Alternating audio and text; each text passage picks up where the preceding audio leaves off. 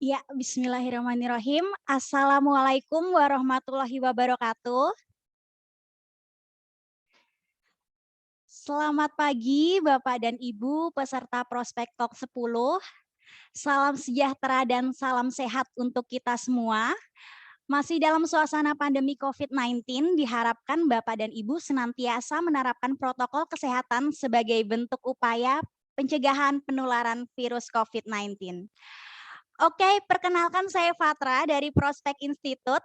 Kami ucapkan selamat bergabung dalam Prospek Talk 10 dengan topik mengukur dampak sosial dari program pemberdayaan masyarakat yang diselenggarakan oleh Prospek Institute. Baik Bapak dan Ibu, sedikit informasi kalau Prospek Talk ini merupakan agenda webinar yang diselenggarakan oleh Prospek Institute sebagai wadah diskusi mengenai pengelolaan lingkungan keberlanjutan serta program pemberdayaan masyarakat. Prospek atau singkatan dari Proper and Sustainability Partnership Center merupakan bagian dari PT Arjuna Wijaya Karya, adalah konsultan proper dan program-program keberlanjutan yang berorientasi pada konsep lingkungan serta pemberdayaan masyarakat yang sustainable. Baik, Bapak dan Ibu, sebelum kita memulai Prospek Talk yang ke-10 pada pagi hari ini, marilah kita awali dengan berdoa menurut agama dan kepercayaan kita masing-masing. Berdoa dipersilakan.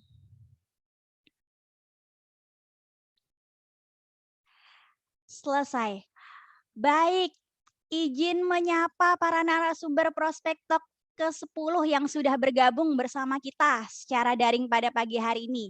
Yang pertama ada Bapak Miftah Farid Widakda selaku Managing Director Prospek Institute. Selamat pagi Bapak Miftah. Selamat pagi Mbak Fatra, selamat pagi Mas Putra, Mbak Katrina, dan teman-teman semua.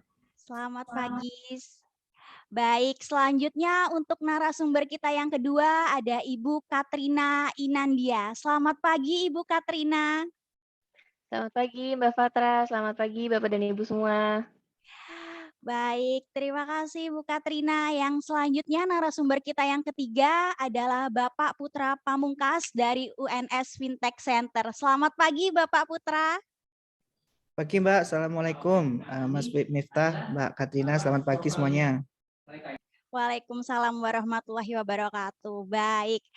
Nah, untuk tema Prospek Talk yang ke-10 pada hari ini itu adalah mengukur dampak sosial dari program pemberdayaan masyarakat. Program pemberdayaan masyarakat sendiri merupakan salah satu wujud dari tanggung jawab sosial dan lingkungan perusahaan yang ditunjukkan bagi masyarakat di sekitar wilayah operasional. Nah, pemberdayaan masyarakat akan memberikan nilai yang lebih ketika dapat menciptakan suatu inovasi. Dan disitulah mengukur suatu dampak sosial menjadi penting untuk melihat seberapa efektivitasnya suatu program pemberdayaan masyarakat. Baik, selanjutnya sebelum kita memulai diskusi Prospek Talk yang ke-10 pada hari ini, saya mohon izin untuk mengambil dokumentasi.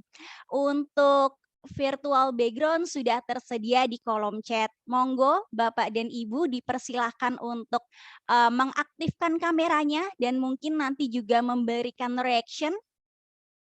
Silahkan Bapak dan Ibu.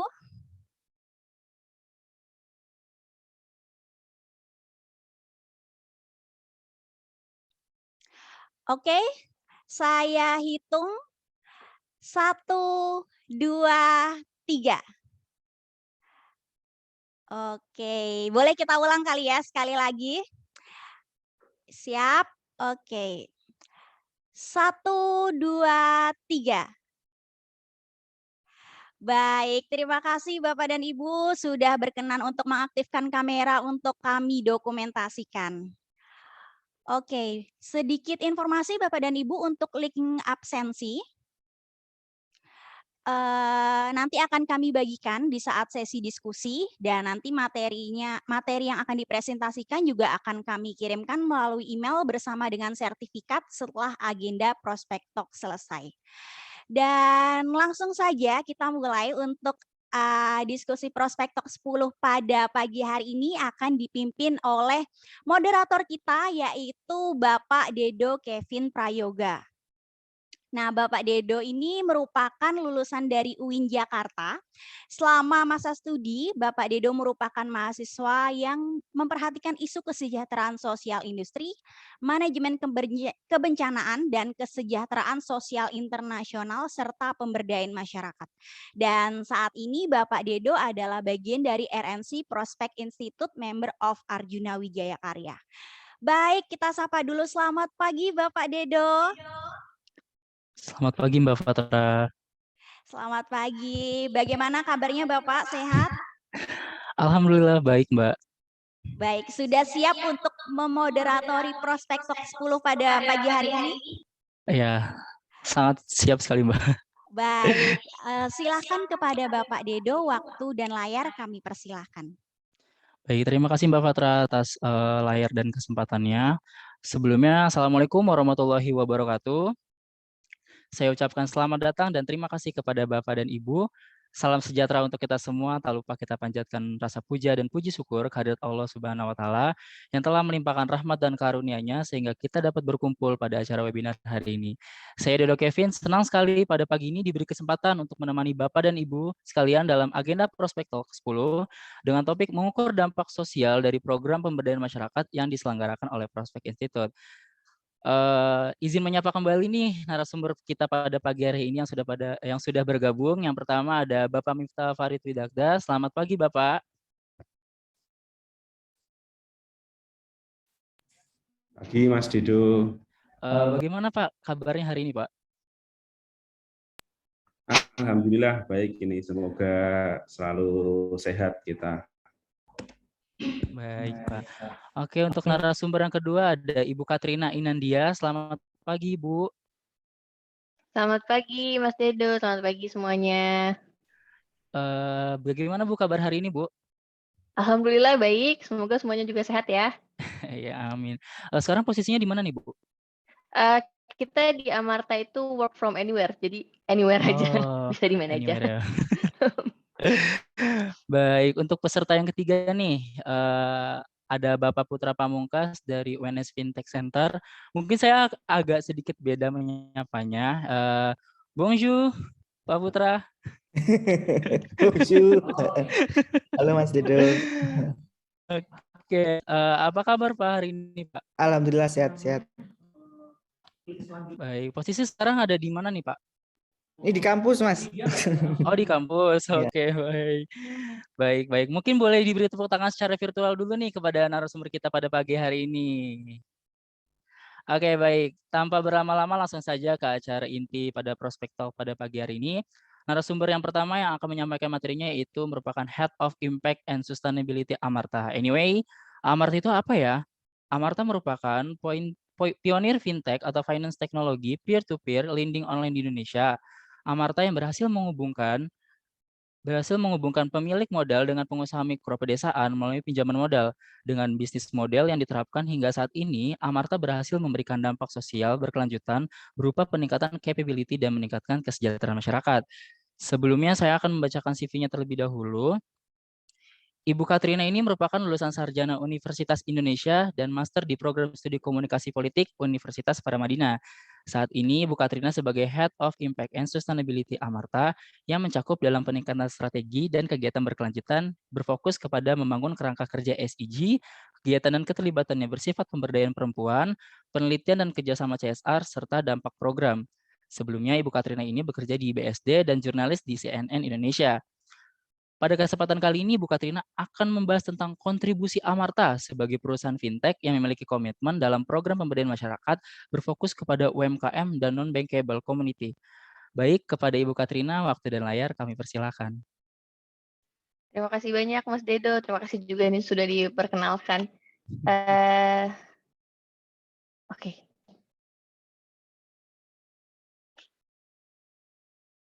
Thank you Mbak Fatra. Semoga bisa di-play ya, nanti ada video di tengah-tengahnya soalnya. Baik, selamat pagi semuanya Bapak dan Ibu. Perkenalkan, saya Katrina, Head of Impact and Sustainability di Amarta. Tadi udah sedikit dijelasin sama Mas Dedo ya tentang apa itu Amarta. Kita itu adalah peer-to-peer lending platform yang menghubungkan antara para pemodal dengan peminjam yang merupakan peminjamnya ini adalah pengusaha-pengusaha wanita di usaha mikro gitu. Jadi fokus kami adalah di pendanaan untuk pemberdayaan. Kami didirikan pada tahun 2010 sebenarnya sudah cukup lama, tapi saat itu bentuknya masih koperasi. Lalu di tahun 2016 shifting menjadi financial technology. Boleh next, Mbak?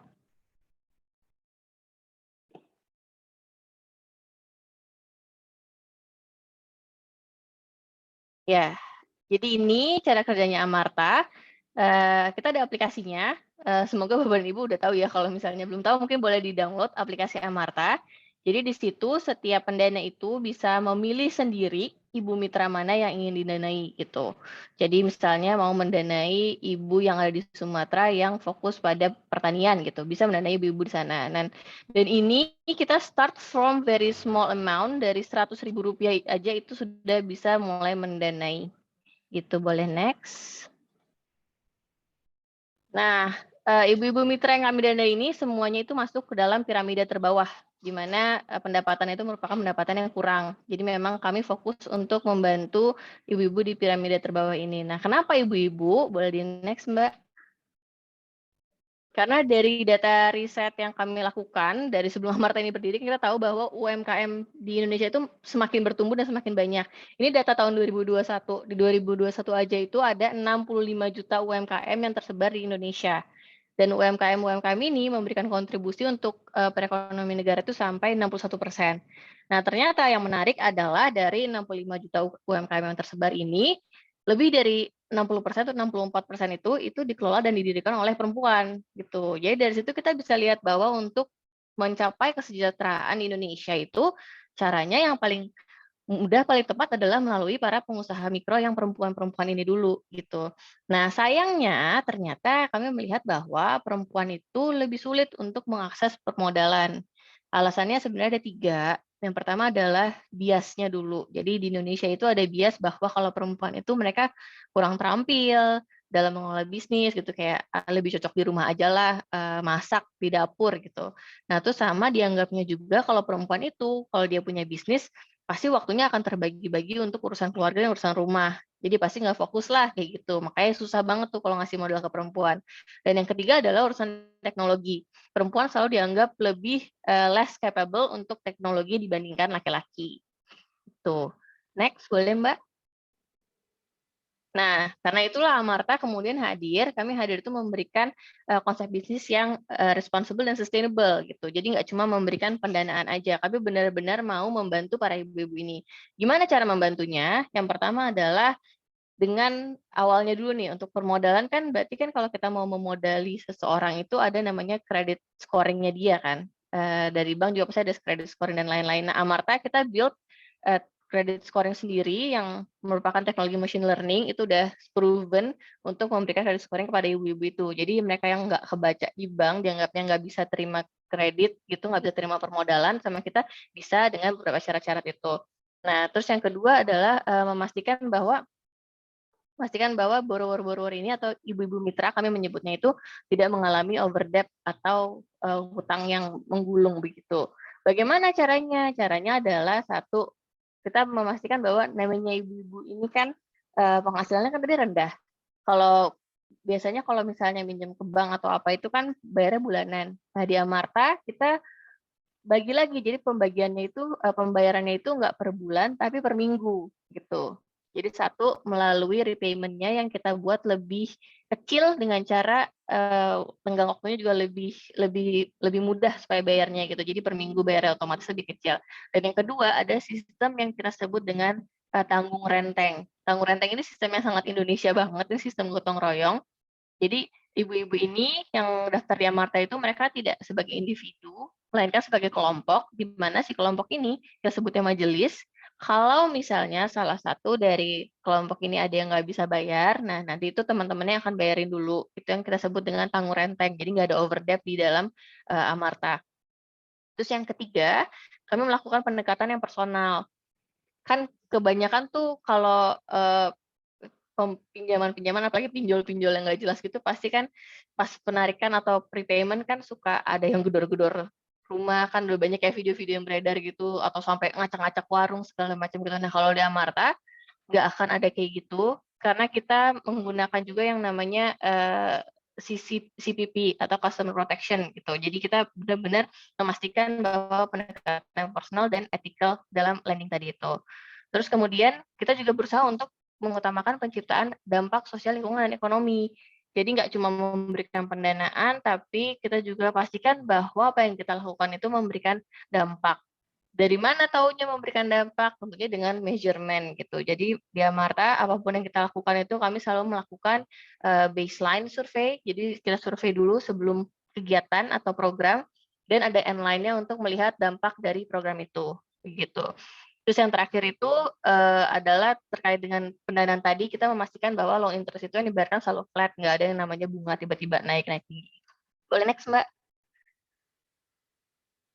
Nah, ini contoh kegiatan-kegiatan yang kami lakukan selain pendanaan. Jadi di Amarta itu kami kan tidak hanya memberikan pendanaannya saja, tapi juga melakukan pendampingan. Nah, ini kalau misalnya dilihat yang di sebelah kiri, oh ini fotonya redundant, atau yang kanan pojok kanan atas juga boleh.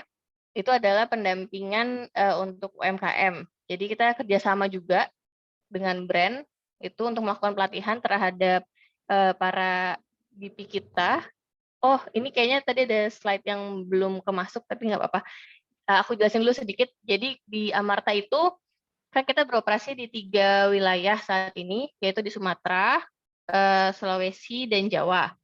Nah, untuk para ibu-ibu mitra yang ada di daerah sana itu, Amarta itu menyambungkan diri dengan mereka itu melalui namanya business partner. Business partner itu adalah tim lapangan kita. Nah, tim lapangan kita inilah kemudian yang setiap minggu melakukan repayment untuk mengambil weekly repayment dan melakukan pendampingan. Pendampingan itu apa aja, mulai dari training, terus juga kalau misalnya mereka ada kebutuhan-kebutuhan terkait bisnisnya atau butuh pendampingan lainnya, itu biasanya si business partner.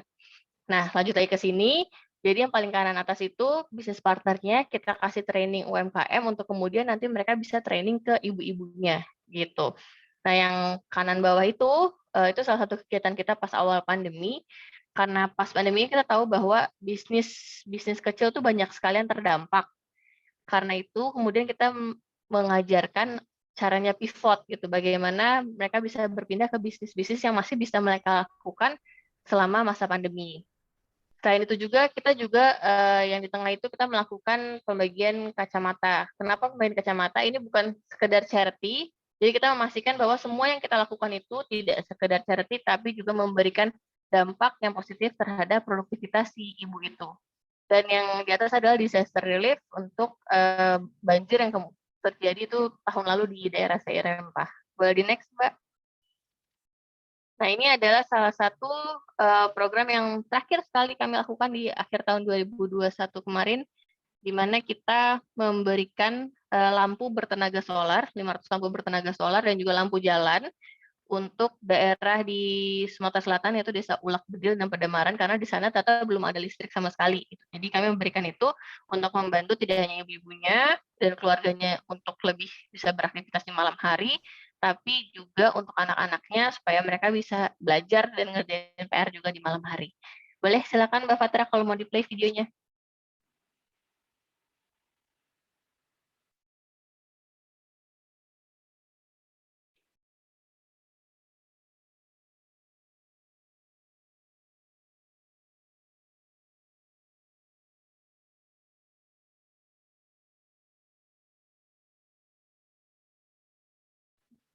Atau aku aja yang share, boleh?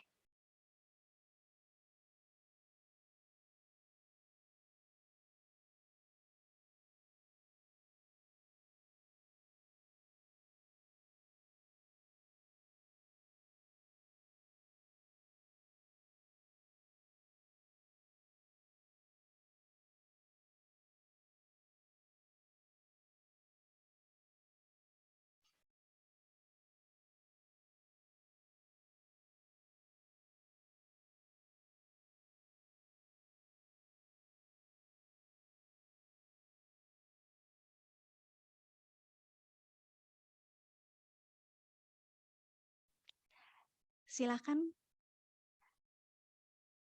Boleh aku ya? Ya. Sebentar.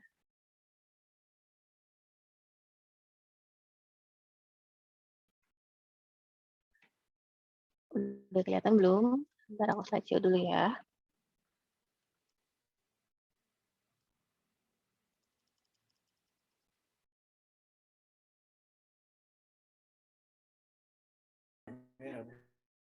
Ada suaranya? Sebentar, aku ulang lagi sharingnya.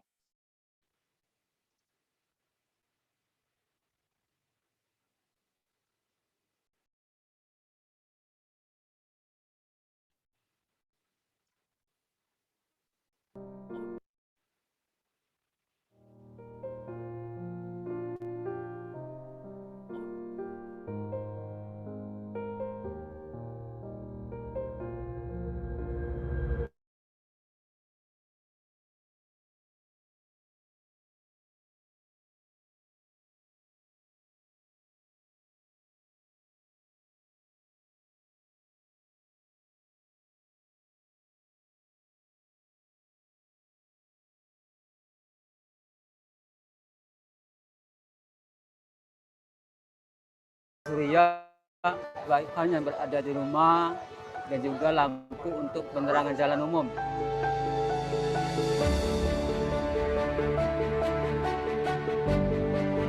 Alhamdulillah berkat ada bantuan ini Desa Ulak Bedil, khususnya Dusun 3 Desa Ulak Bedil, masyarakat banyak merasakan kegembiraan dan kesenangan dengan adanya bantuan lampu tenaga surya ini.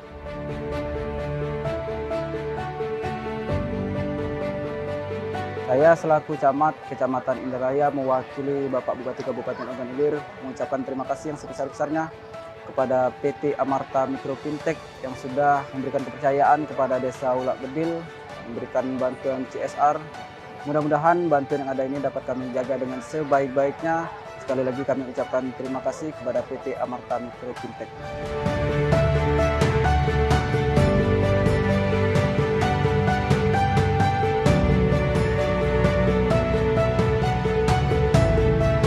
Desa ini merupakan desa terakhir di Kecamatan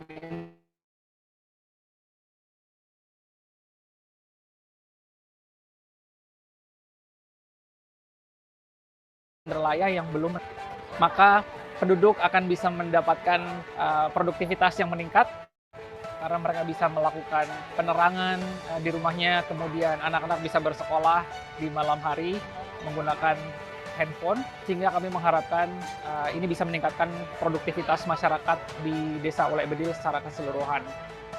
Jadi bisa terang, bisa masak, bisa anak belajar di malam hari. Kalau udah ada uang belanja malam, baca kan diterangin yang itu. Tidak ada nak otomatis ke di tempat itu tidak. Bisa berjalan-jalan baik. Terima kasih buat Amarta. Terima kasih banget Kepada PT Amarta, sekali lagi kami menyampaikan ucapan terima kasih yang sebesar-besarnya. Program ini akan kami lanjutkan di beberapa desa di Sumatera Selatan yang belum mendapatkan elektrifikasi, sehingga harapannya Amarta bisa membawa misi untuk bisa meningkatkan kesejahteraan yang lebih merata di seluruh Indonesia.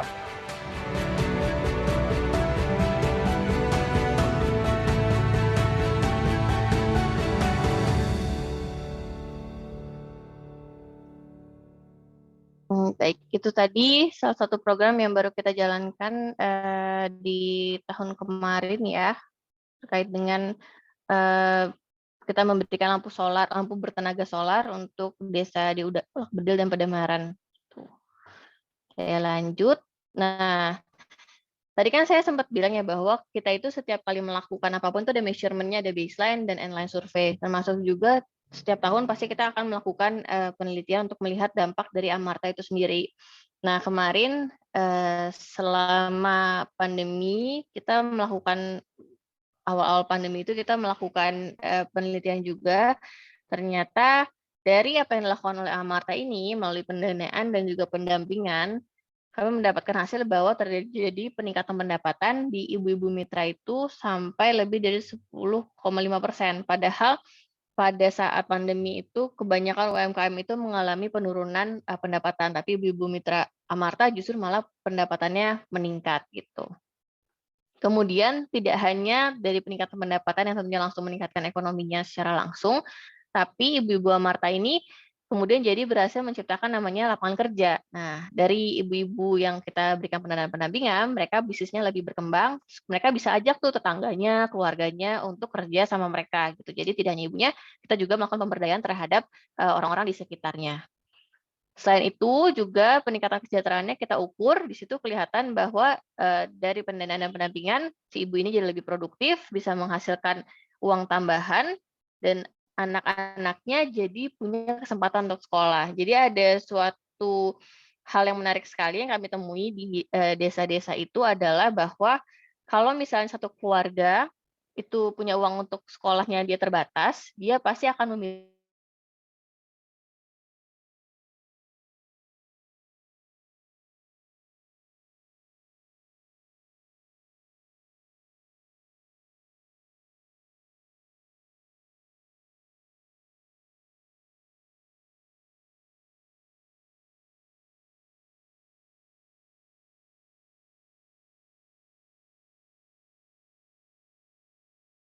finansial gitu. Nah, dari situ kita melakukan literasi ke lebih dari 103.000 mitra Amarta. Kita bisa meningkatkan inklusivitas di mana mitra-mitra Amarta itu karena kan tidak unbank atau tidak tersentuh oleh bank. Jadi 80% itu nggak terlayani oleh institusi keuangan formal dan mereka bisa merasakan yang namanya dimodali.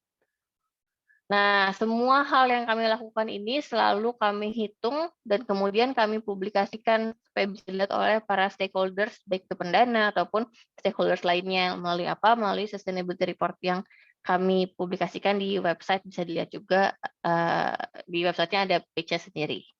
Gitu. Nah, alhamdulillahnya dengan melakukan ini semua, jadi nggak cuma melakukan kegiatan, tapi juga dilakukan penghitungan dampaknya, kami mendapatkan cukup banyak rekognisi ternyata dari berbagai organisasi internasional maupun nasional.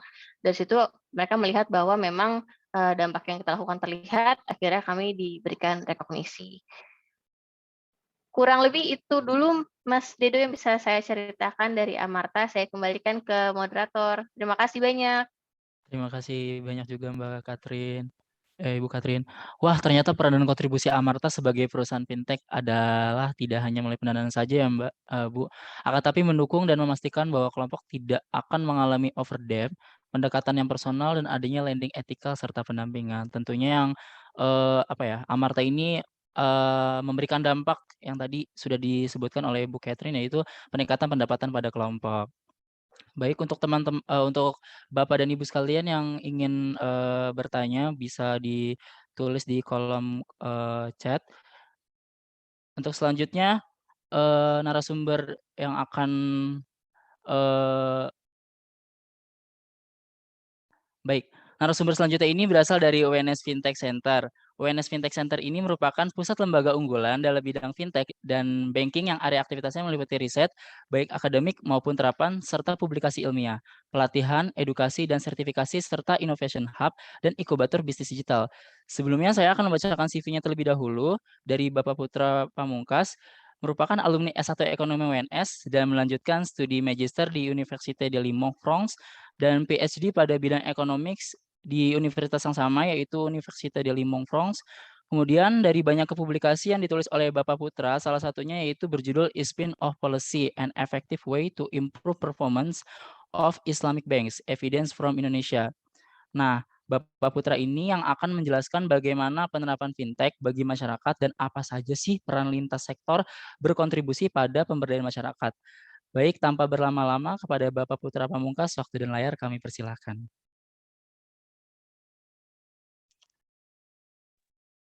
Oke, baik. Terima kasih Mas Dedo. Assalamualaikum warahmatullahi wabarakatuh. Selamat pagi rekan-rekan semua. Pertama-tama saya ucapkan terima kasih pada Prospek Institute yang sudah mengundang kami dari UNS Fintech Center untuk sharing dan juga untuk berdiskusi mengenai bagaimana mengukur dampak sosial ya terhadap dampak sosial dari program pemberdayaan masyarakat. Jadi mungkin di diskusi pada pagi hari ini Mungkin saya akan sharing bagaimana kami dari UNS Fintech Center itu biasa untuk mengukur evaluasi suatu program, evaluasi suatu program-program pemerintah, program-program pemberdayaan masyarakat, dan juga mungkin suatu shock yang terjadi di perekonomian gitu. Jadi saya mohon izin share screen.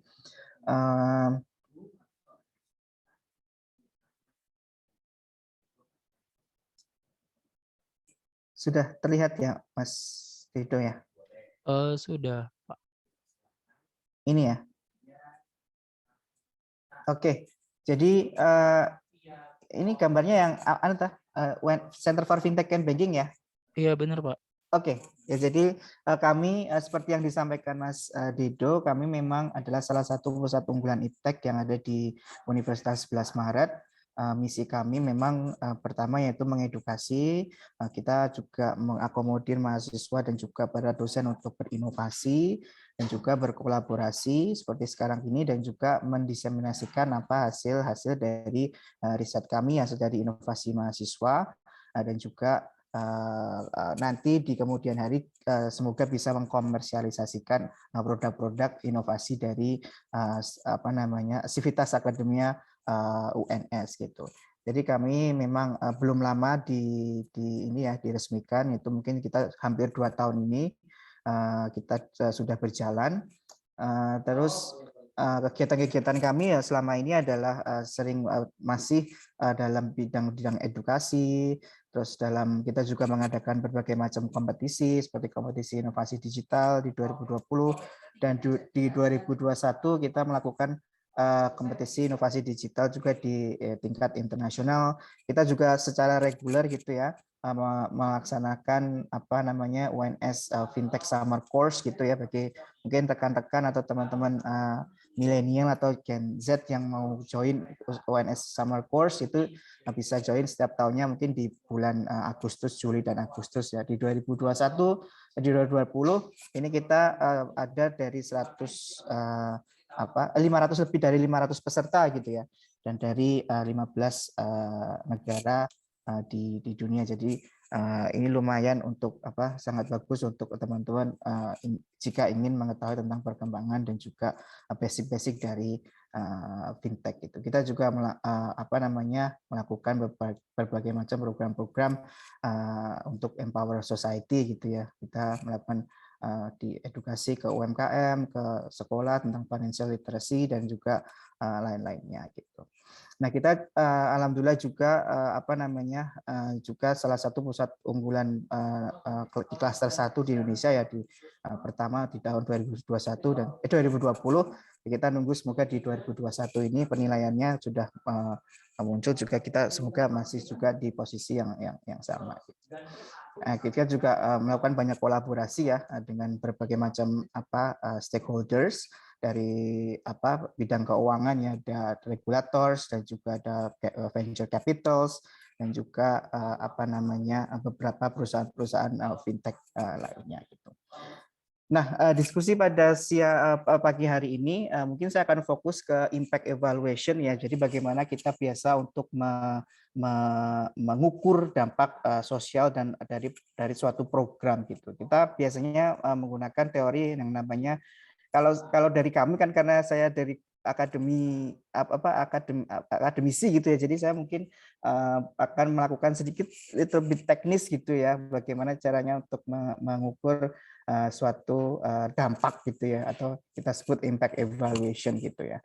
Nah, sebenarnya apa sih impact evaluation itu ya? Sebenarnya kita mengukur gitu ya, mengukur dampak dari suatu program gitu ya. Jadi program itu kan nanti ada sebelum dan sesudah gitu ya. Nanti mungkin nanti Mas Miftah gitu ya, saya sering dengar Mas Miftah mengisi beberapa berdiskusi juga tentang return social SROI gitu ya, atau social return on investment kayak gitu. Nah, kalau dari kami dari akademisi kita biasa mengukur dari impact evaluation ini. Jadi sebelum mungkin seperti yang disampaikan Mbak Katrina tadi ya, sebelum dan sesudah kita ukur. Tapi sebelum dan sesudah itu sebenarnya ada parameter yang kita gunakan gitu ya. Nah, biasanya katakanlah kita punya satu kelompok satu kelompok masyarakat gitu ya, before dan after gitu ya. Before, jadi kita punya, lalu ada suatu training program atau program apalah gitu ya, program yang mungkin bisa meningkatkan taraf hidup masyarakat, kelompok masyarakat tersebut. Nah, lalu kita lakukan training. Setelah training itu ternyata pendapatannya meningkat, ternyata mendapatkan job lebih mudah segala macamnya gitu ya. Nah, itu apakah memang itu valid ya, atau valid akibat dari training program tersebut gitu. Oh, ternyata tidak stop di situ gitu ya untuk mengukur suatu dampak. Nah, mungkin itu terjadi, mereka bisa dapat pekerjaan, mereka bisa dapat pendapatan lebih, itu memang karena ekonomi kita yang sedang naik. Mungkin karena memang motivasi orang itu berbeda-beda ya, ada yang highly motivated, ada yang tidak terlalu termotivasi, walaupun ada training program ya, ada program pelatihan, program pemberdayaan, walaupun mereka tidak terlalu termotivasi, makanya hasilnya juga tidak akan bias lah kalau kita katakan di akademis, kita akan bias hasilnya gitu ya. Jadi memang kita untuk mengukur dampak ini sangat berhati-hati dan sangat kita memerlukan suatu testing yang lain gitu ya. Yang kita sebut nanti mungkin variabel kontrol gitu ya, atau grup yang sebagai kontrol grupnya atau grup pembanding gitu ya, grup pembanding gitu. Jadi kalau biasanya kita mengukur dampak evaluasi suatu program gitu ya, biasanya kita before itu 0, after itu 1, artinya ada peningkatan 1 di suatu program tersebut gitu. Tapi itu sebenarnya harus dilihat lebih mendalam gitu. Contoh, nah biasanya kita menggunakan yang namanya randomization gitu ya. Randomization itu apa? Atau kita istilah kerennya RCT gitu ya, randomized control trial gitu ya.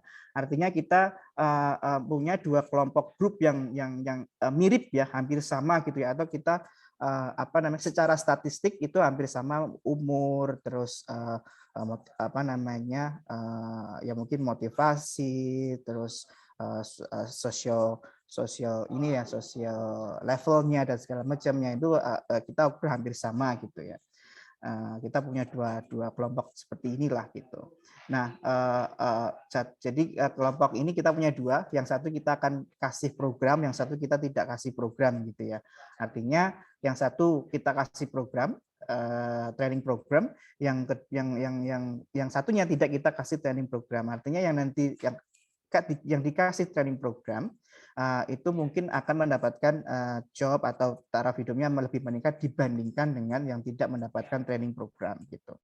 Jadi kita ada dua kelompok pembanding seperti ini gitu, yang memang sering kita lakukan seperti ini gitu. Ironinya gitu ya, di kampus juga gitu ya, di kampus ya mungkin teman-teman juga sering, mungkin teman-teman juga di sini sudah mendapatkan pendidikan di kampus gitu ya.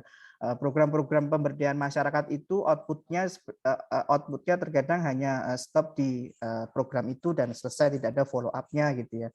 Nah, tapi juga ada beberapa yang memang bagus, kita follow up, terus kita evaluasi apakah memang benar-benar suatu program tersebut berdampak terhadap taraf hidup masyarakat dibandingkan dengan yang tidak mendapatkan gitu. Jadi relatif ya. Jadi untuk mengukur itu harus ada pembanding dari kelompok yang mirip-mirip gitu. Secara teknikal gitu ya. Secara teknikalnya seperti itu. Nah, biasanya kita kalau ini mungkin secara teknikal ya, kita biasanya menggunakan metode impact evaluation itu menggunakan difference indifference gitu ya. Jadi kita mengcompare gitu ya, kita membandingkan gitu ya, membandingkan antara yang terkena program sama yang tidak terkena program gitu. Jadi kita bisa mengukur exactly atau koefisien perbedaan antara yang mendapat program dan yang tidak mendapat program gitu. Jadi kalau kita seperti ini ya, kita before and after, sebenarnya kita tidak bisa mengukur secara statistiknya secara benar. Mengapa? Karena memang kita tidak membandingkan dengan kelompok yang mirip tersebut dan tidak mendapatkan program gitu ya.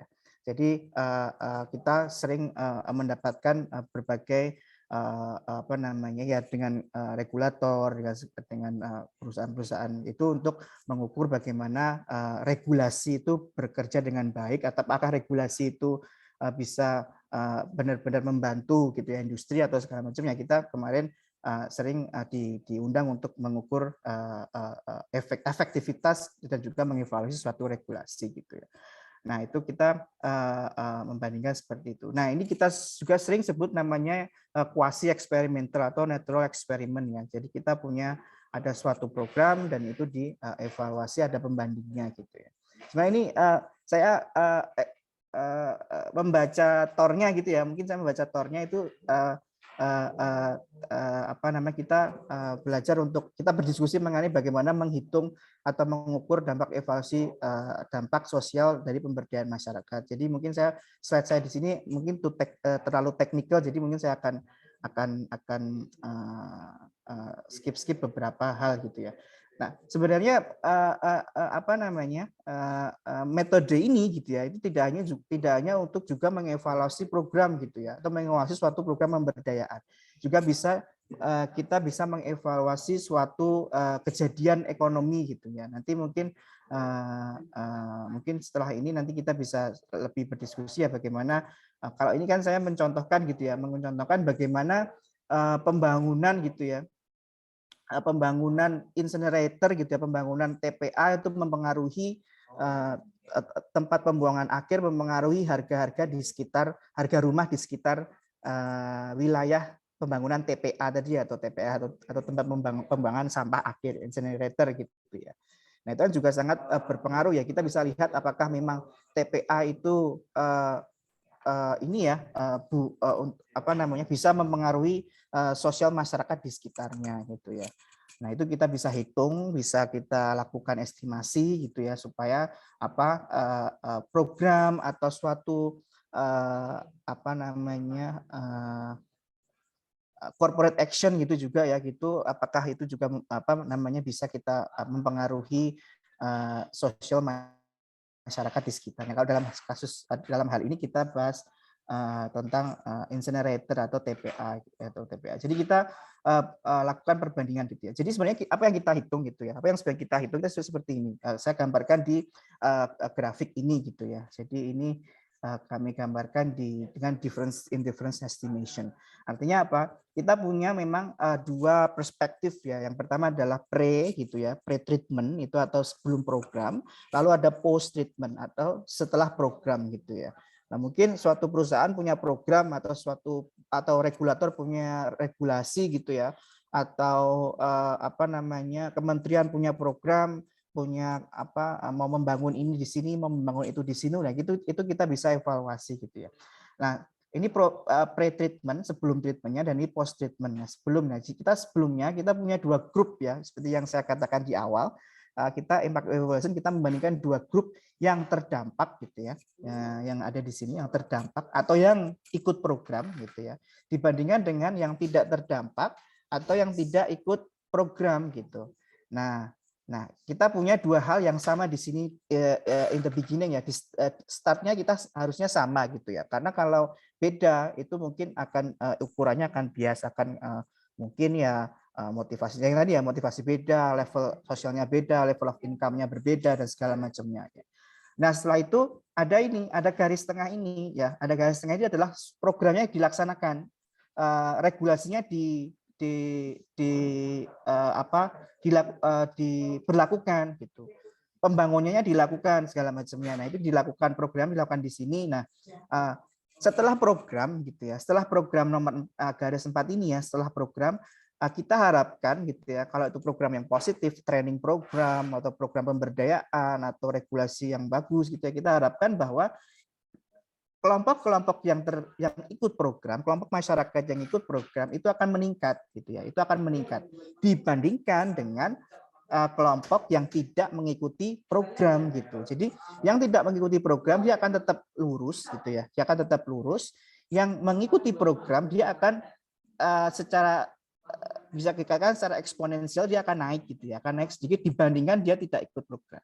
Artinya apa? Ketika tidak ada program, let's say kita tidak ada program nomor 4 ya, dia akan berjalan sama seperti yang kelompok yang tidak mendapatkan program di sini. Ini namanya counterfactualnya di sini ya.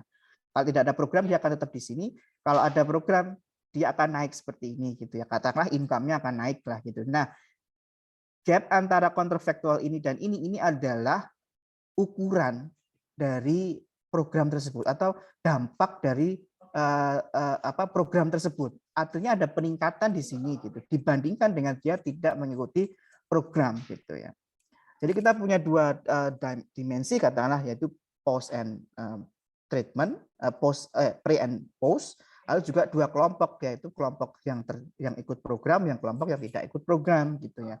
Artinya kita bisa membandingkan dua hal tersebut. Jadi ini tidak dibandingkan dengan yang sebelumnya doang gitu ya, atau dengan yang sebelumnya saja, tapi juga dibandingkan dengan kelompok yang mirip gitu ya, yang tidak mendapatkan program ya, seperti itu. Jadi kita sering mengukur hal-hal seperti ini ya secara estimasi. Nanti secara teknis bisa saya jelaskan ketika mungkin teman-teman atau para stakeholder yang hadir di seminar ini atau di webinar ini, untuk bagaimana memang mengukur suatu program-program dinas, program-program pemerintah provinsi, dan itu sebenarnya bisa diestimasi, dan ketika itu memang meningkatkan sesuatu di sini ya, artinya program itu worth it to continue artinya layak untuk dilanjutkan, layak untuk diterapkan di berbagai macam kelompok gitu ya. Nah, karena dibandingkan dengan ini. Nah, ini adalah pengukuran-pengukuran kami gitu ya, untuk melakukan pengukuran dampak-dampak dari program sosial, program pemerintah, regulasi, dan segala macamnya gitu. Dengan menggunakan data-data, terutama yang menggunakan data-data yang memang reliable dan juga bisa pertanggungjawaban validasinya gitu. Nah, jadi kita memang untuk mengukur itu juga tidak stop di situ ya, tidak stop di situ, kita memang harus juga melakukan berbagai macam estimasi yang lain gitu ya. Kita katakanlah ada program di 2020, ada program di 2019. Nah, itu sebenarnya dua program berjalan itu kan juga akan mempengaruhi juga pengukurannya juga akan berbeda gitu ya. Kita juga lakukan juga mungkin setelah program gitu ya, dia tidak akan langsung immediately secara langsung dia tidak akan naik gitu ya. Tapi kita coba menunggu 1 sampai 2 tahun setelah program tersebut, apakah program tersebut berdampak positif gitu ya, berdampak positif. Jadi tidak serta-merta setelah program 1 bulan setelah itu mereka akan mendapatkan sesuatu. Itu juga perlu dites juga gitu ya. Kita tunggu 1 sampai 2 tahun periodenya gitu ya. Setelah itu mungkin dia akan mendapatkan sesuatu yang positif setelah itu gitu ya. Karena berbagai macam faktor tersebut gitu ya. Kita juga harus mencoba berbagai macam ini ya, kontrol grupnya ya, kelompok-kelompok yang sama itu bisa diganti-ganti. Nah, itu salah satunya technically things untuk bagaimana mengukur suatu dampak suatu program. Mungkin ini juga banyak sekali paper-paper gitu ya yang juga di jurnal internasional dan juga dari yang bisa dipublikasikan gitu ya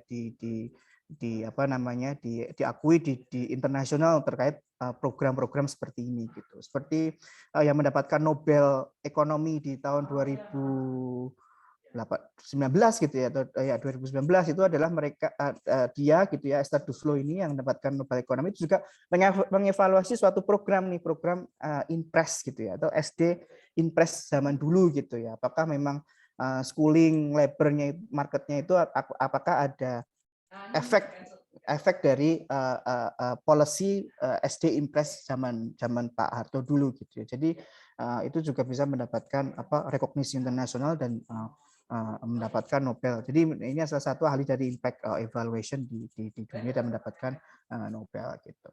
Jadi memang secara teknikal mungkin saya nanti bisa sampaikan secara teknikal juga bagaimana memang estimasinya seperti apa, tapi pada prinsipnya kita dari Center for Fintech and Banking itu adalah cara kami untuk mengukur dampak sosial dampak dari suatu program, dampak dari suatu regulasi, dari suatu pembangunan atau suatu shock di ekonomi, dan bagaimana itu efeknya nanti berdampak ke suatu kelompok yang memang terdampak dibandingkan dengan kelompok yang tidak terdampak, untuk mendapatkan angka, mendapatkan estimasi yang valid gitu ya. Itu Mas Dedo mungkin yang sharing dari saya, mungkin cukup sekian. Jadi terima kasih atas perhatiannya dan juga waktunya. Baik, terima kasih Bapak Putra atas pemaparannya. Wah, ternyata ketika kita mengukur dampak program itu dapat dilihat karena adanya motivasi yang tinggi atau perekonomian yang sedang baik. Dan ketika mengukur dampak, perlu adanya kelompok pembanding ya yang terdampak atau yang mengikuti program dengan yang tidak mengikuti keduanya. Eh, untuk selanjutnya ada sesi tanya jawab untuk Ibu Katrina dan Bapak Pamungkas. Silakan kepada Bapak Ibu dan yang rekan-rekan sekalian jika ada pertanyaan dipersilakan untuk menuliskan di kolom chat.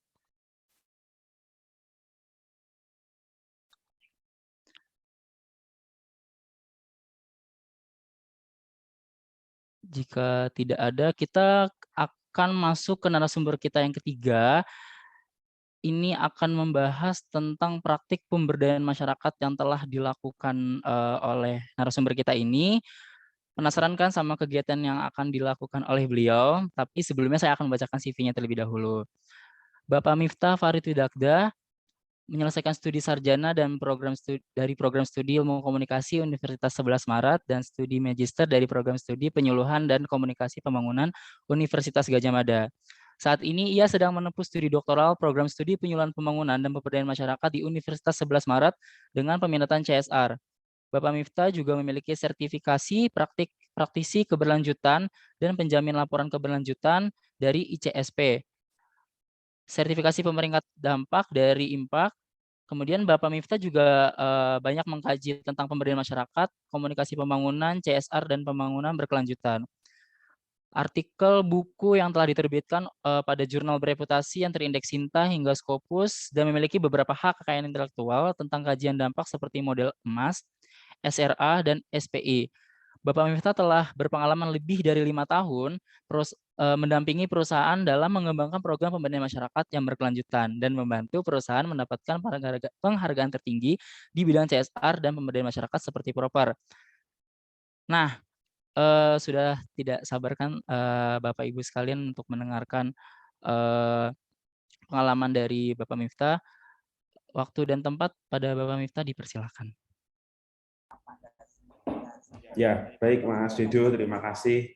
Makasih Mas Putra, Mbak Katrina yang sudah sharing pengalamannya yang luar biasa. Tadi kalau Mbak Katrina memang lebih banyak di praktis ya, karena Amarta kita tahu salah satu pionir di P2P lending. Nah, ini ketemu Mas Putra dari UNS Fintech Center. Nah, ini tuh forumnya ini ya cocok banget. Jadi Mbak Amarta dari fintech industri, Mas Putra ini dari akademisi UNS Fintech Center yang memang punya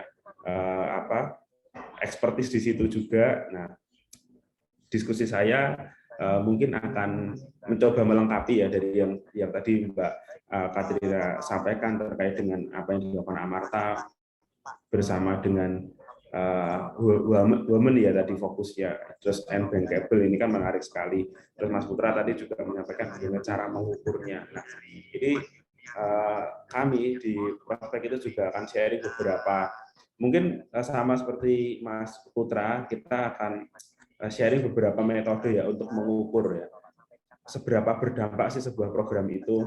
Kalau tadi mungkin Mas Putra di UNS Fintech Center tadi menggunakan DID, difference approach tadi. Nah, ada itu satu pengukuran yang sangat bagus, kita bisa tahu perbedaan dampaknya sejak satu regulasi atau program itu dijalankan.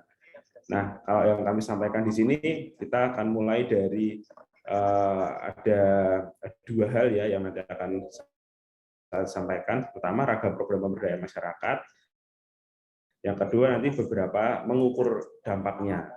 Nah, kita tahu program pemberdayaan masyarakat di Indonesia seperti yang mungkin Mbak Katrina lakukan bersama teman-teman di Amarta, itu satu upaya untuk meningkatkan kemampuan ekonomi ya. Tapi pada dasarnya ragam pemberdayaan kegiatan di Indonesia itu sekarang sudah semakin banyak. Jadi kalau dulu ekonomi sosial lingkungan ini dianggap sebagai pilar yang berbeda-beda sehingga orang harus pilih salah satu. Nah, ternyata sekarang sistem thinkingnya itu berubah. Jadi sekarang ekonomi sosial lingkungan itu udah nggak bisa dipilih, tapi memang harus satu paket. Satu paket gambar besarnya itu harus ditangkap bahwa ekonomi itu akan mensupport satu sistem perbaikan sosial, satu sistem sosial yang bagus itu akan menciptakan daya dukung lingkungan yang bagus. Jadi sekarang program pemberdayaan masyarakat pun juga sudah semakin berkembang, tidak hanya satu aspek saja dan tidak hanya memisah-misahkan antara aspek ekonomi, sosial dan lingkungan, tetapi sudah sistem thinking menjadi lebih besar seperti yang ada di layar. Jadi ketika sebuah program pemberdayaan masyarakat, baik itu dilakukan oleh perusahaan, oleh pemerintah daerah atau pemerintah provinsi, itu sistem thinkingnya sudah harus mengarah pada ini nanti dampak ekonominya apa, ini nanti dampak sosialnya apa, ini nanti dampak lingkungannya apa. Jadi semuanya diarahkan seperti itu. Nah kemudian kan jadi pertanyaan, nah terus mengukurnya seperti apa nih? Kita bisa mengetahui dampak ekonominya seberapa, dampak sosialnya seberapa, dampak lingkungannya seberapa. Karena kalau kita bicara, oke nih ada tren ESG saja sekarang meskipun sudah banyak didorong dan dibicarakan ya, tetapi kita tahu tidak ada satu standar yang baku untuk pengukuran ESG. Banyak lembaga, S&P, Sustainalytics misalnya, itu sama-sama memiliki cara mengukur ESG-nya sendiri. Mungkin nanti UNS Fintech Center juga sebentar lagi ngeluarin satu standarnya sendiri dalam ESG rating gitu ya, yang bisa digunakan di perusahaan-perusahaan di Indonesia misalnya. Nah, artinya di ESG ini juga masih ada perdebatan standar yang mau dipakai seperti itu. Nah, ini yang jadi persoalan ketika kita bicara satu program itu harus ada dampak ekonominya, harus ada dampak sosialnya, dan harus ada dampak lingkungannya. Kita dihadapkan pertanyaan pada, nah bagaimana cara mengukurnya? Itu UNS Fintech Center tadi sudah menyampaikan ada DID approach itu. Nah, di sini ada beberapa tawaran lain sebenarnya yang mungkin bisa dilakukan ya. Nah, sekarang kalau kita melihat sumber pendanaan program pemberdayaan memang masih banyak dari APBN dan APBD. Makanya peran government, pemerintah itu memang masih sangat besar. Apalagi ada dinas pemberdayaan masyarakat desa, kemudian ada dinas Kementerian Koperasi dan UMKM, Kementerian Desa dan PDT misalnya, itu kan leading sektor yang mendorong program pemberdayaan masyarakat. Di samping ada Kementerian Lingkungan Hidup, Kementerian Sosial, dan lain-lain. Tapi di sini yang menarik memang sudah mulai ada misalnya pemberdayaan masyarakat itu didanai dari zakat. Nah ini kan sudah mulai menarik.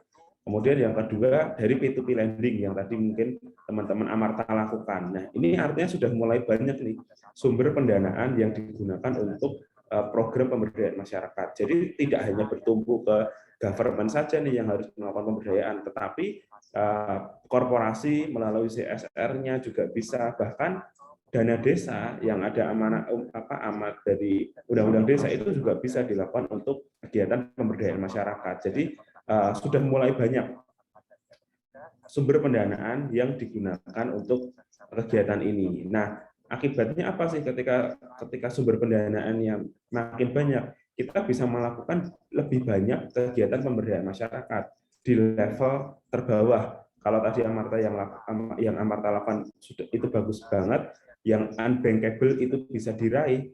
Karena kalau yang bankable saja itu kan ada masyarakat yang nggak akan tersentuh ya. Dan Amarta sudah bagus sekali untuk turun lebih dalam lagi untuk menjangkau yang tidak bankable ini. Karena yang tidak bankable ini nggak mungkin bisa mengakses layanan perbankan gitu, karena dengan syarat-syarat tertentu misalnya.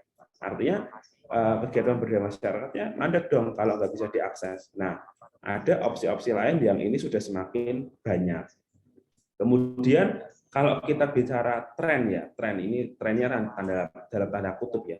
Kalau kami ada data ya yang kami lakukan karena memang kami banyak menggeluti di CSR begitu. Nah, ada tren nih dalam pelaksanaan CSR oleh korporasi itu sudah mulai bergeser porsinya itu ke community empowerment atau community development. Jadi porsi-porsi charity, kalau tadi kan Mbak Katrina di Amarta itu memastikan bahwa programnya itu tidak hanya charity, tapi benar-benar berdampak. Nah, ini ternyata sesuai nih sama tren ini. Jadi sejak 2014, kalau ini kita survei di beberapa perusahaan ya, itu namanya kami samarkan. Jadi porsi mereka untuk kegiatan community development itu memang semakin banyak. Gitu. Selain tetap ada untuk capacity building, untuk infrastruktur, bahkan untuk charity itu bisa dibilang itu semakin turun. Nah, ini tandanya apa sih sebenarnya? Tandanya ada semakin banyak nih sumber anggaran, kalau bicara sumber anggaran ya, dan juga semakin banyak stakeholder yang terlibat dalam kegiatan pemberdayaan masyarakat yang bisa diajak untuk bareng-bareng bikin kegiatan pemberdayaan masyarakat. Karena anggarannya sudah semakin banyak nih porsinya untuk community development ini. Ini tentu jadi satu tren yang positif ya menurut saya ya. Karena memang dari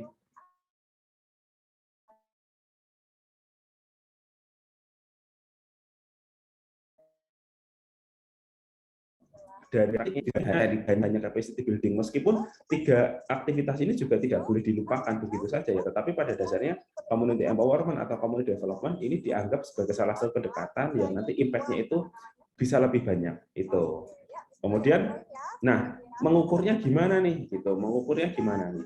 Kalau ada beberapa hal yang metode yang sudah mulai diperkenalkan.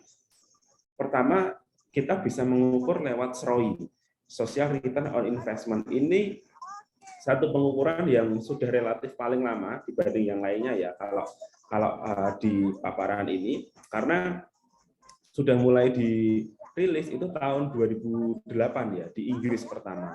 Di Inggris oleh SROI Network, sekarang ganti nama menjadi Social Value International. Jadi SROI ini fokus pada mengukur nilai manfaat atau benefit dari satu investasi atau proyek sosial yang dijalankan. Kenapa sih harus diukur? Karena kan kita bicara reporting ya, kita bicara pelaporan, kita bicara tanggung jawab kita ke investor atau ke government yang memberikan dana. Tentu kan si pemberi dana ini kan minta reporting bahwa ketika kita melaksanakan satu proyek pemberdayaan sosial, pemberdayaan masyarakat, itu hasilnya apa sih? Bisa hasilnya deskriptif ya, tapi kan semakin ke sini kita itu semakin perlu data-data kuantitatif ya untuk mendukung deskripsi-deskripsi itu. Makanya menjadi penting pengukuran-pengukuran itu kemudian penting dan akhirnya banyak diadaptasi. Nah, kalau SROI ini kan fokusnya pada berapa nilai investasi sosialnya, kemudian menghasilkan berapa manfaatnya.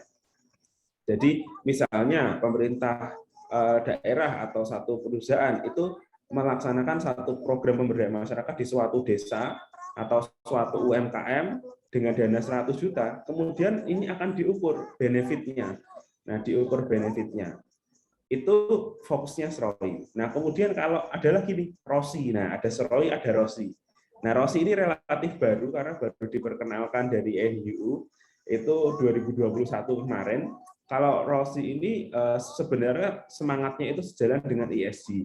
ESG ini kan nanti berkaitan dengan investing ya. Nah, karena tadi matriksnya belum jelas itu, NUU itu mencoba nih untuk ikut berkontribusi dalam pengukuran standarisasi pengukuran sustainability investment ini. Jadi mereka bikin return on sustainability investment.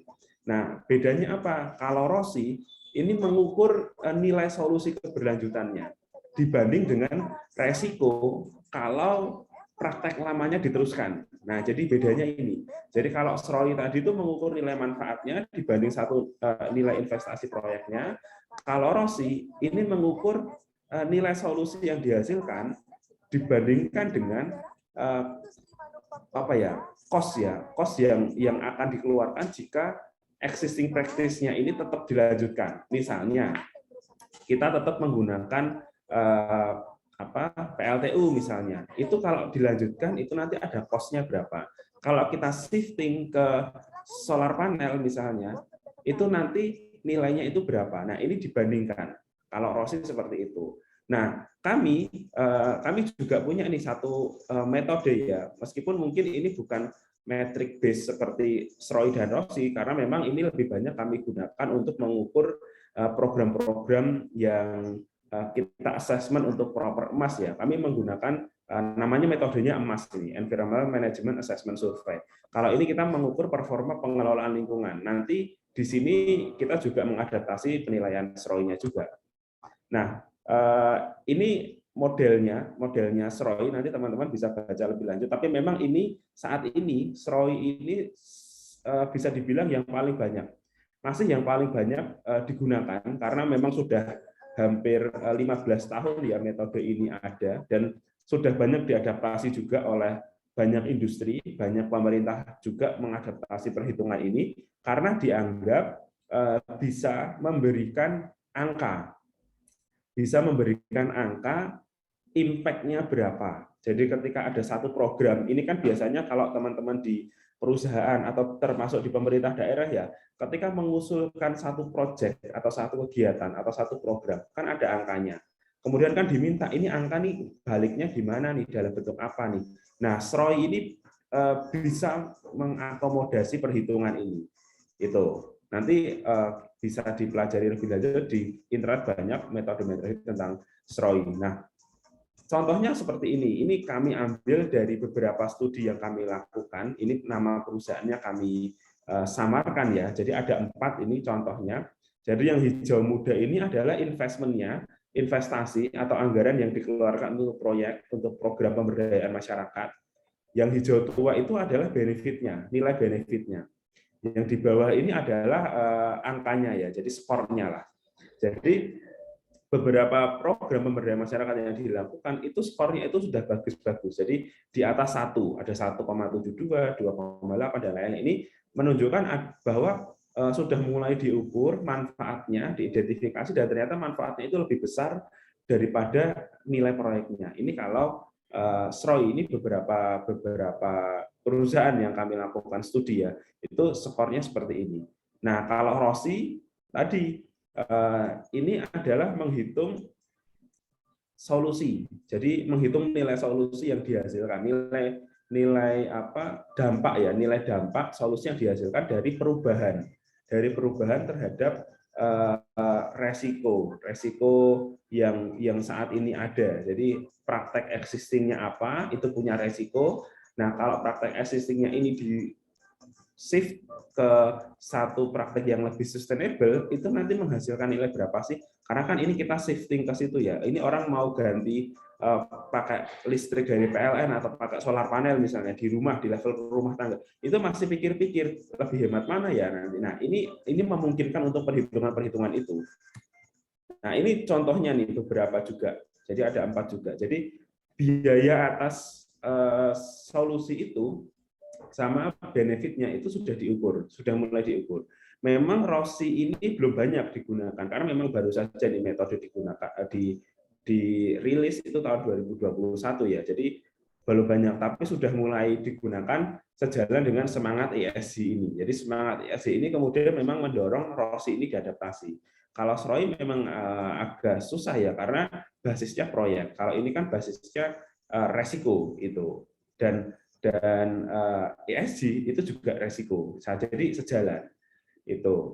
Nah, kalau emas yang kita lakukan, kita ngukur nih dari aspek governance-nya, area proximity-nya karena basisnya operasional perusahaan. Kalau ini nanti ada stakeholder engagement-nya, terus nanti ada dampak di biodiversity, environment, kemudian apakah dia menciptakan nilai tambah tertentu di ekonomi sosial dan well-being-nya, kemudian nanti ada impact assessment, monetisasinya. Nah, monetisasinya saat ini kita masih menggunakan SROI juga gitu untuk mengukur monetisasi dari sebuah program.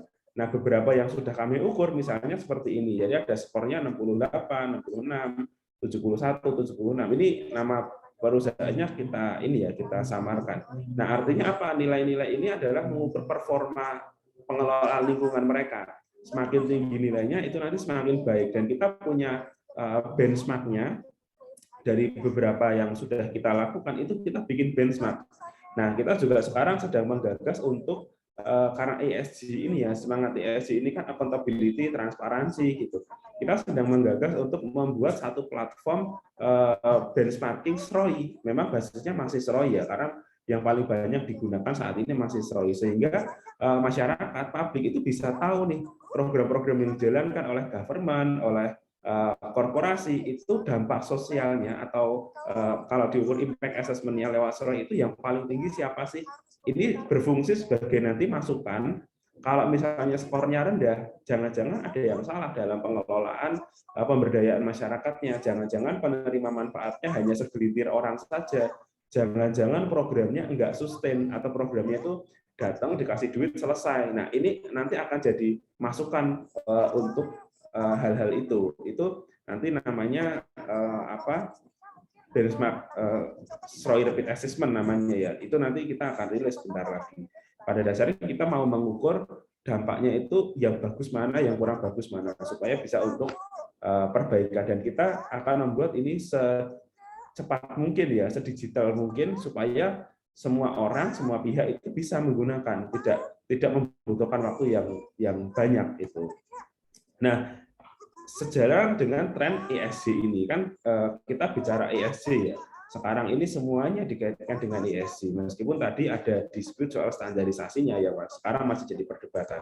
Tapi setidaknya kita sudah sepakat nih tentang Sustainable Development Goals yang ini 2030 itu akan selesai, dan kita semua sektor sebenarnya didorong untuk mengadaptasi. Yuk kita bareng-bareng gotong royong untuk melaksanakan Sustainable Development Goals ini sesuai sektor kita masing-masing.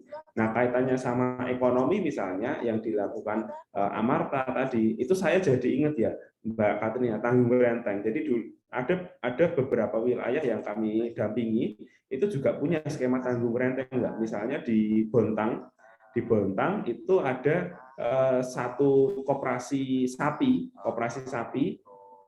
peternak sapi begitu ya, yang itu tuh sistemnya tuh kayak bergilir. Jadi kayak kalau sudah bunting punya anak bergilir, tapi ini sistemnya tanggung renteng.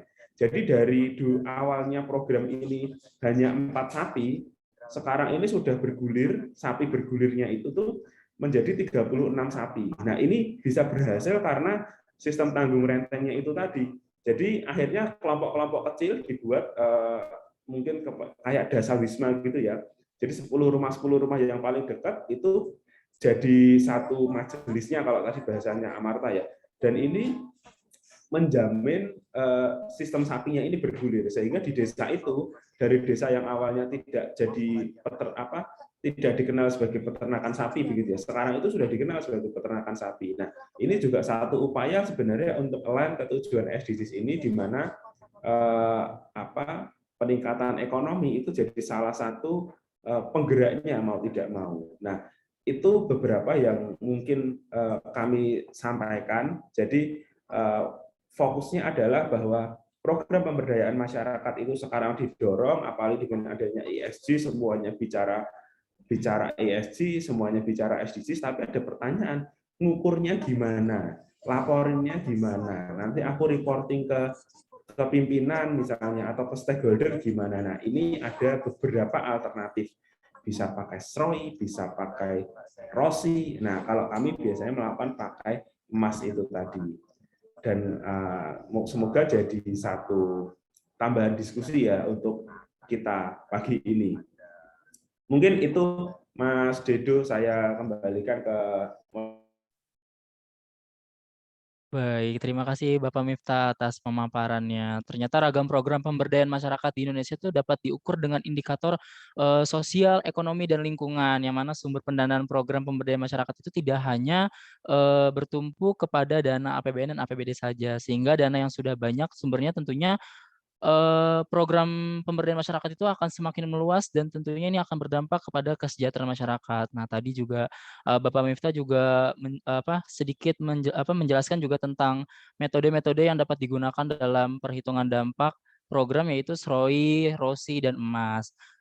Oke, baik. Setelah mendengar pemaparan nih dari ketiga narasumber kita pada hari ini, silakan kepada Bapak dan Ibu sekalian, jika ada pertanyaan dipersilakan atau bisa menuliskan di kolom chat.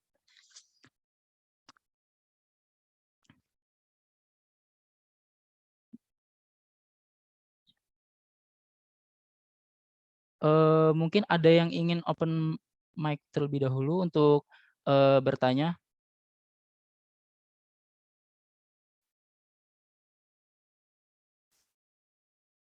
Kalau tidak ada, saya akan membacakan pertanyaan yang ada di kolom chat ya, Bapak Ibu.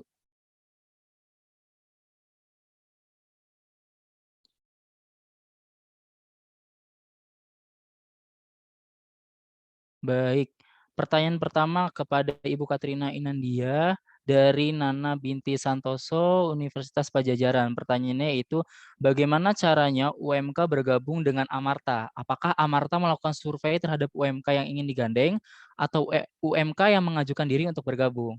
Kepada Ibu Katrina, bisa mohon untuk dijawab pertanyaan dari Bapak Nana. Bapak atau Ibu ya nih. Terima Bapak kasih Pak Nana atau Ibu Nana nih. Terima kasih banyak pertanyaannya. Terima kasih Mas Dedo. Pertanyaannya gimana caranya kalau UMK mau gabung di Amarta? Jadi untuk saat ini Amarta itu sudah beroperasi di 3 wilayah, itu daerah Sumatera, Jawa, dan Kalimantan. Untuk tahun ini kemungkinan insya Allah akan bertambah di daerah Kalimantan dan daerah Nusa Tenggara. Nah untuk saat ini bagi UMK yang ingin bergabung itu, yang pertama kalau misalnya di daerahnya memang ada poin Amarta atau memang ada areanya Amarta, itu bisa langsung aja datang ke poinnya untuk menyatakan diri bahwa ingin bergabung dan membentuk majelisnya. Yang tadi kelompoknya itu 10 orang, atau bisa juga nanti dari poinnya yang bikinin kelompoknya gitu. Yang kedua, misalnya Tata memang susah nih nyari poinnya, belum ketemu di sekitar sini, nggak tahu ada di mana, itu bisa coba cek aja di website kita. Di situ juga ada customer service kita 24/7 dan sangat-sangat reaktif sekali. Jadi kalau bisa diajak ngobrol pasti gampang gitu. Di chat aja, di situ akan dikasih tahu gimana caranya untuk bergabung di menjadi mitranya Amarta. Terus apakah kita melakukan survei? Iya, jadi either kita yang melakukan, jadi semua Ibu Mitra yang mau ikut Amarta itu pasti kita survei dulu. Jadi ada penilaian yang tersendiri juga termasuk untuk credit scoring-nya itu gitu. Nah, itu juga bisa ibunya yang kita ajak atau bisa juga ibunya mengajukan diri untuk bergabung. Kurang lebih seperti itu Mas Dedo dan Pak Nana atau Ibu Nana, maaf ya kalau saya salah. Baik, Terima Bapak, kasih. Ibu. Terima kasih Ibu Katrina. Bagaimana jawabannya dari Ibu Katrina? Ya, terima kasih Bu Katrina atas jawabannya. Terima Baik. kasih Ibu Nana. Untuk pertanyaan selanjutnya dari Sadrina Universitas Diponegoro untuk Bapak Putra Pamungkas. Pertanyaannya adalah, dalam pengukuran dampak, hal aspek apa saja yang dibandingkan dalam pre-treatment dan post-treatment? Apakah kelebihan dan kekurangan penggunaan metode ini? Yang keenam yaitu stimulasi alat indera yang terbatas. Dalam Oke, Mas Dedo, terima kasih. Mbak Sadrina ya dari Undip, terima kasih pertanyaannya. Memang sebenarnya bisa. Jadi sebenarnya kalau misal katakanlah kita objeknya adalah UMKM gitu ya. Jadi kita sebelum pre-treatmentnya gitu ya, aspek apa yang dibandingkan itu sebenarnya tergantung apa yang akan kita ukur gitu ya. Mungkin bisa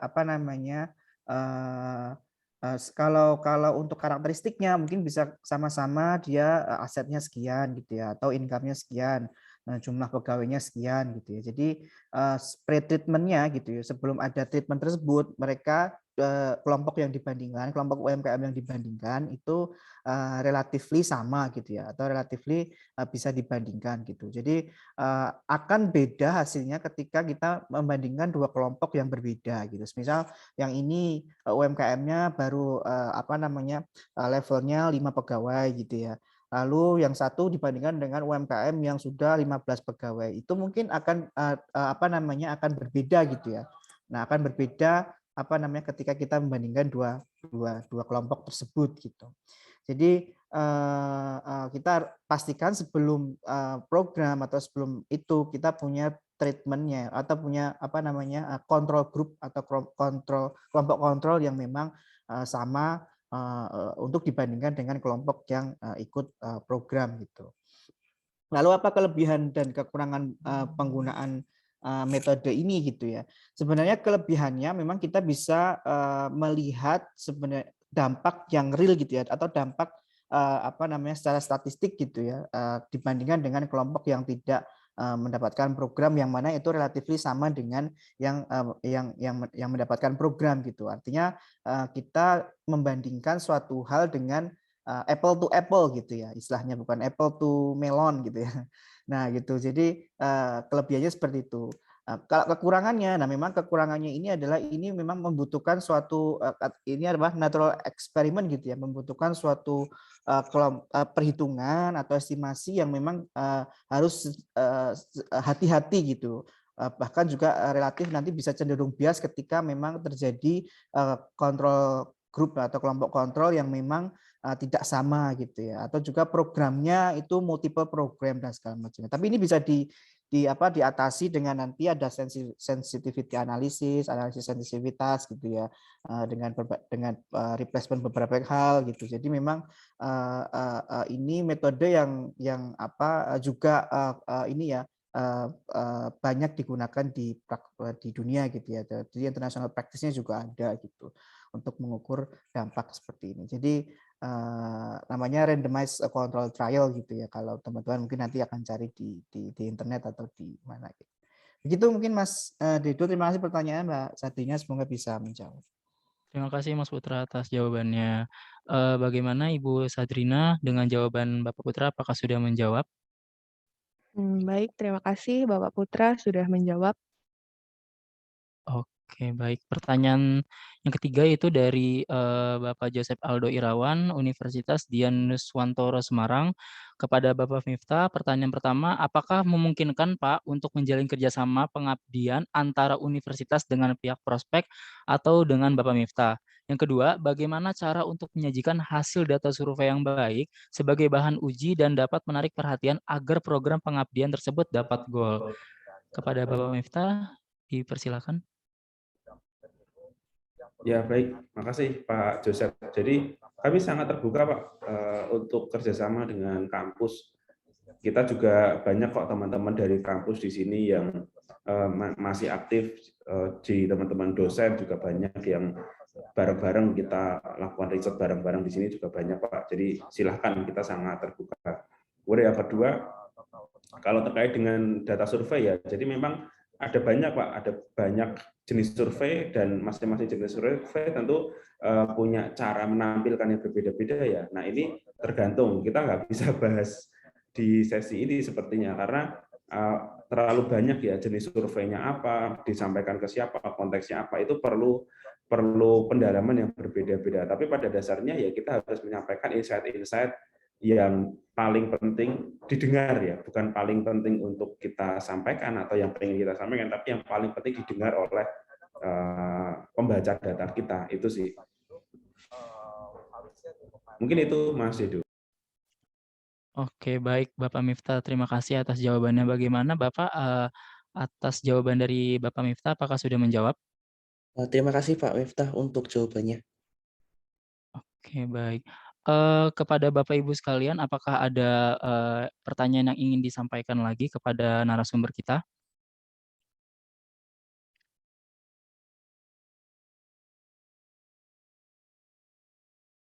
Jikalau ada yang mau open mic untuk bertanya, kami persilahkan kepada Bapak Ibu.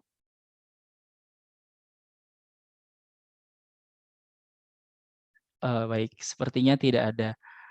Wah, seru sekali ya acara Prospek Talk pada hari ini. Akan tetapi tak terasa kita sudah di penghujung acara nih, Bapak Ibu sekalian.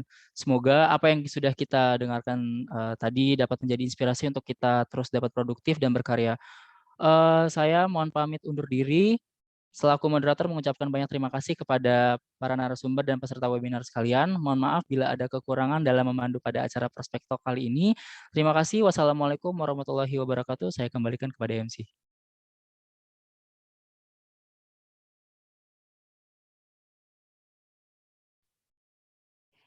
Iya, baik. Terima kasih Bapak Dedo. Kami ucapkan terima kasih juga kepada narasumber yang telah menyampaikan materi yang sangat luar biasa, serta Bapak Ibu audiens atas diskusinya yang sangat luar biasa juga. Terima kasih atas informasi yang telah disampaikan terkait mengukur dampak sosial dari program pemberdayaan masyarakat. Boleh diberi tepuk tangan secara virtual dulu kepada para narasumber Prospek Talk 10 yang diselenggarakan oleh Prospek Institute. Iya, baik. Terima kasih. Mungkin sekedar mengingatkan Bapak dan Ibu, kami ingatkan kembali untuk bisa mengisi daftar hadir yang sudah tersedia pada kolom chat. Baik, kami juga ingin menginformasikan bahwa Prospek atau singkatan dari Proper and Sustainability Partnership Center merupakan bagian dari PT Arjuna Wijaya Karya, adalah konsultan proper dan program-program keberlanjutan yang berorientasi pada konsep lingkungan serta pemberdayaan masyarakat yang sustainable. Nah, pada bulan Maret tahun 2022, Prospek Institute juga memiliki agenda pelatihan yaitu Prospek Academy dengan tema Social Mapping, SROI, Inovasi Sosial, dan juga Indeks Kepuasan Masyarakat yang semuanya nanti akan berlangsung di bulan Maret. Nah, untuk detail kegiatan tersebut, Bapak dan Ibu bisa follow sosial media kami di Instagram prospek.institute dan juga LinkedIn kami dengan username Prospek Institute. Baik, saya Fatra selaku MC mohon undur diri dan mohon maaf apabila ada yang kurang berkenan. Sampai bertemu lagi pada agenda Prospek Talk lainnya. Terima kasih, stay healthy. Saya tutup wabillahi taufiq wal hidayah. Wassalamualaikum warahmatullahi wabarakatuh.